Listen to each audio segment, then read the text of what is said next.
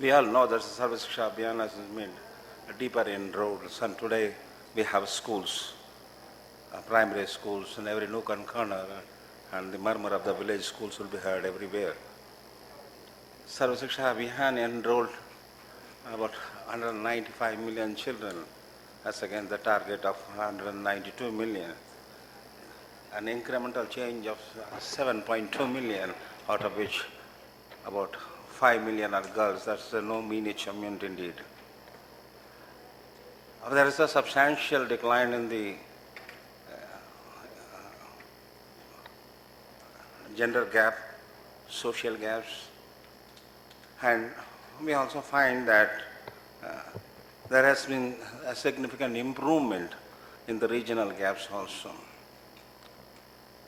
The right to education in place, about 35 states have already notified the state legislation rules. The step funding under Sarva Shiksha Abhiyan has stepped up significantly. What was lacking is that the quality of education is still very low. Children are lagging by grades, and the studies shown that. The latest OECD PISA report also shows that we are perhaps the lowest in the heap, slightly better than Kyrgyzstan or some CIS countries. The other drawback which we find that although the children have been enrolled, they are not progressing through the system. So we find that a significant dropout rate. And we also find that officially we have estimated something around 8.1 million children are out of school. But latest NSS estimates of 2019 places a figure very high, somewhere 29 million children, out of which 5.1 million children are working children, child workers, and about 19 are destitute children of various categories. Still there is some way to go forward and to ensure that really a good quality of elementary education is achieved in the country. But that is the basic. The low quality of education and dropout rates ensure that about 30% of the population, to be precise, something around 34% of the population has no education population, which means that it brings down my mean years of schooling somewhere around 5.1 to much lower than the global. And even the countries around for the market economies like Brazil are pretty high, around 7. We are almost 25 years lag in mean year of schooling with reference to China. We are just back behind that. The current status of India is that of 1985 of China, so which has about 8.17 mean years of schooling. The latest UNDP report also mentioned that somewhere we are lagging behind even Pakistan and China, Bangladesh. They are really doing well. Primary education in Pakistan is improving at a much faster rate, no doubt about it. The secondary education is more that Sarva Shiksha Abhiyan, despite the shortcomings explained, that put a pressure on secondary education. As the demand for secondary education has increased significantly. We find that the current gross enrollment ratio, which measures the total number of children enrolled to a total eligible age group population, is something around 63%, lower than the world average. But secondary education is not that bad as compared to the primary education or elementary education. Even a state like Uttar Pradesh, which struggles in the primary education, is very good. In fact, much better than the national and global average in terms of secondary education. There is something we should note from this. Some of the states like West Bengal, Uttar Pradesh, Maharashtra, Gujarat have a strong dominance of private sector in school education. That's one reason which explains the gross enrollment ratio of Uttar Pradesh being 73, substantially higher than the national. So universalization of primary education or universalization of elementary education, for that matter even secondary education, cannot be achieved without a meaningful partnership with the private sector. That is the first and legitimate right which has possibly came up for the first time, the right to education at when the year mark. Somebody must have given a different explanation of children sit together. That's different. That requires a separate debate. But the point I am trying to stress here in this short period, minimum period, is that it's the first time is that the legitimate role of private sector has been established beyond any reasonable doubt with the Right to Education Act. I see it in this angle. People may see it in a different angle also.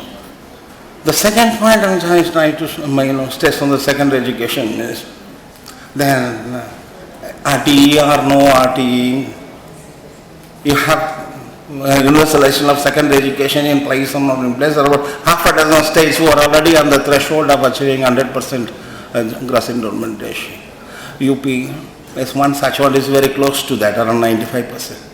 Tamil Nadu, Kerala, without RTE, they already have 100% gross enrollment ratio. Pondicherry is another one. Delhi has close to 90%. Without anything, in the next 5 years, they will reach some 100% enrollment in secondary education. There are another 15 states in the country which are on the threshold reach of 90 to 95%. There are hardcore states of Jharkhand, Bihar, Assam. There is only trouble. 50% we have a little bit.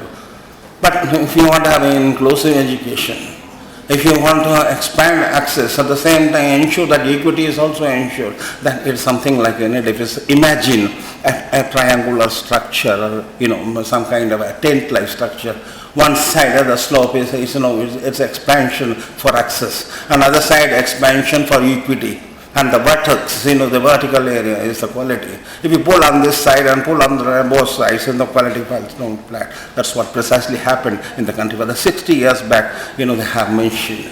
The first Education Commission mentioned the mindless expansion without adequate number of teachers, quality, library, laboratory, and etc. Quality goes down. This is what happened, and we need to strengthen that. In the modern education, you can jump. In the economic theory, tells us that you can skip stages in the growth. You don't need to a normal route of coming. You can always, growth stages could be skipped. And you can reach at a faster rate at the same level. This is precisely happened. This is what the guide today, you have textbooks, NCERT books, voluminous books, and you have some, 20, 30 pages market guide. One can get 60% marks based on the small systems. This is what the world has gotten. In higher education, I was one of the topper of one of the foreign universities. I was just 18 subjects, a small piece, which you can wrap it up in about 3 months' time without any difficulty. Today in our educational system, the children are burdened. Overburdened rather. Too much heavy, thick books, etc. The system needs to be changed.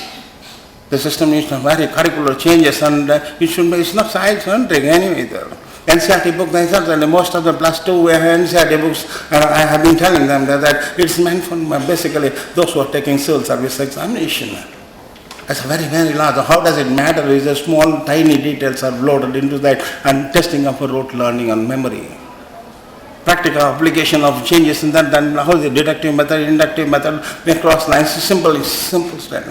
Today it's not difficult to find no dictators even in higher education level. That's the state of affairs, the quality standards. At the same time, we need to ensure that we have adequate quality and quality faculty. That's a serious shortage with the government. In the government schools we have a larger, but nearly about 2 lakh secondary schools are there. They are not all qualified, only fully trained teachers. And even the trained teachers, they have a lack of commitment. That's the major problem with that. If the system is seen as a teaching as a specialized profession which requires knowledge, skills, and more of the craft of art of teaching, that has been lacking. Teacher education scheme we have been running for the last 2 decades, and nothing much has come. We have 70,000 block resource centers. We have 6,500 cluster resource and block resource centers put together. And we have district institute of education and training on almost every day. 578 districts we have. But quality learning cannot come up. The in-service and pre-service training lacking very seriously something in that. And not of them look of the employment of teacher education. That recently Veera Gupta conducted examination for TET, teacher eligibility test. Hardly 8% passed. These are all qualified teachers who took the examination. That's slightly better than the national eligibility test for higher education. Then I don't want to teach them. We will discuss. There are a large number of persons. And higher education, we should move that. Plus endowment ratio in higher education is hardly 50%, much lower than the global average of 28%. There is a demand for higher education also. We are wanting to set up a large number of universities and we are also encouraging. Today, nearly about 600 universities are there, including our Institute of National Importance. Additional, we are also putting in some 8 more IITs, IIMs and all the things. This is a handful of IIT and IIM trees, it doesn't make an Indian or church of higher education. They do, and we are proud of our IITs and IIM, no doubt about it. But that since these are standalone or some kind of WES in the sea of mediocrity. There are a large number of institutional quality standards, accreditation process is not complete. Our universities and teaching is very poor. They have a board. And another action board internally, the institutions, some of them are too large, unmanageable size. Look at Pune University. Look at all the presidency universities of Madras, Bombay and Calcutta, very large. And educational institutions, some are put organic organism, living organism, cell. At the optimal level it can operate fine. After that it has to split, otherwise it will decay. That's what has happened. So we set up a large number of universities, viable universities, catering to the modern. And more the stress should be on the generic skill of the children, coming with the cognitive skills and generic skills, competent. And the world of is entering. So with this, we plan about an expansion of higher education of 30% GR. I'm largely coming over that. So we take into aspects of inclusion, expansion and quality. The inclusion, expansion are one side of the coin and the quality of education is the other side of the coin.